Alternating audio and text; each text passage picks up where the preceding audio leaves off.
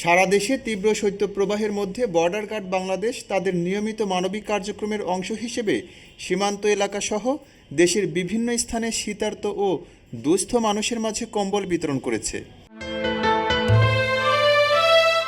জামালপুর, চাঁপাইনবাবগঞ্জ, কুড়িগ্রাম, ধামরাই, কুমিল্লা, খাগড়াছড়ি, দিনাজপুর, রাঙামাটিতে বিজিবির উদ্যোগে অসহায় ও দরিদ্র মানুষের মাঝে শীতবস্ত্র বিতরণ করার পাশাপাশি বিনামূল্যে চিকিৎসা সেবা প্রদান করা হয়। শীতার্ত হতদরিদ্র ও অসহায় জনসাধারণ কম্বল পেয়ে বিজিবির প্রতি সন্তোষ প্রকাশ করেন।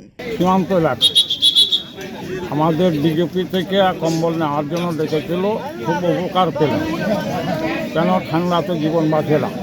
আমি বাপু বিজেপিতে খুবই ঠান্ডা পড়ছিল, তো এখন কম্বল এলে কারবার করছে না, তো বিজেপিতে কম্বল দিলে খুব ভালো হবে।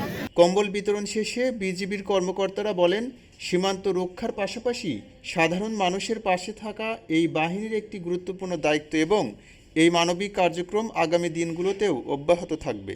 এই শীত বস্ত্র বিতরণ কর্মসূচি সেই ধারাবাহিকতারই অংশ। সীমান্ত এলাকায় বসবাসরত শীতার্ত মানুষদের মুখে সামান্য স্বস্তি এনে দিতে পারা আমাদের জন্য আসলেই গৌরবের। আমরা বিশ্বাস করি জনগণের এই মানবিক সহায়তা বিজিবি ও স্থানীয় জনসাধারণের মধ্যে আস্থা ও সম্পর্ক আরও সুদৃঢ় করবে।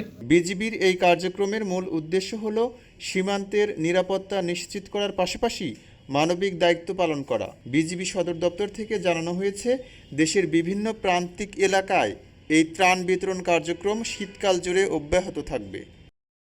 খবরের কাগজ, নিখাত, নির্ভীক, নিরপেক্ষ।